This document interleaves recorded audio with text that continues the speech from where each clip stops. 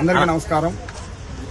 ఉగ్రం వీరం మహావిష్ణుం జలంతం సర్వతోముఖం నృసింహం భీషణం భద్రం ముఖ్యో ముఖ్యమయమామృతాత్.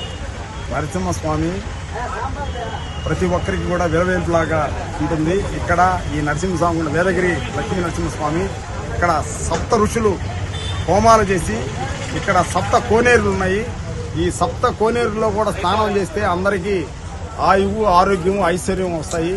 ప్రతి ఒక్కరు కూడా దీన్ని వినియోగించుకోవాలి. అందులో ఇక్కడ స్వయంభూగా వెలిసిన నరసింహస్వామి, ఇక్కడ ఒక అమ్మవారు కూడా ఇక్కడ ఒక విశేషంగా గృహలో ఉన్నారు. అమ్మవారు చించలక్ష్మి గారు.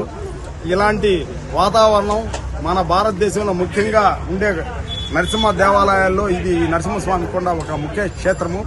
ప్రతి ఒక్కరు కూడా విలవేల్పు. మేము మా పూర్వీకుల కాడి నుంచి ఇక్కడ అన్నదాన కార్యక్రమాలు నిర్వహిస్తున్నాం.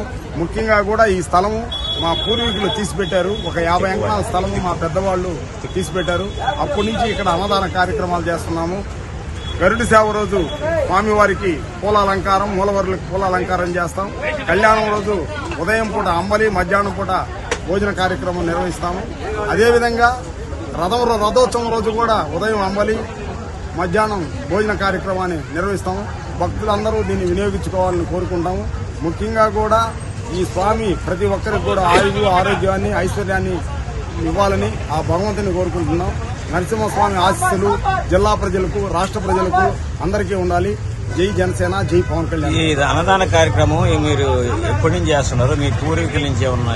ఈ అన్నదాన కార్యక్రమం మా పూర్వీకుల నుంచి వస్తుంది. ఈ స్థలం కూడా మా సొంత స్థలం. ఇది మా పెద్దవాళ్ళు తీసిపెట్టిన స్థలం ఇది. అందువల్ల ఎప్పుడో పురాతనంగా ఈ తొట్లు అయితేనేవి అప్పుడు కట్టించినవి అట్లాగే ఉన్నాయి. ఈ అంతా ఏంటంటే ప్రతి ఒక్కరు కూడా మేము మా పూర్వీకుల కాడి నుంచి మా వంశపారంపర్యంగా చేసుకుంటూ వస్తున్నాం. నా కృష్ణ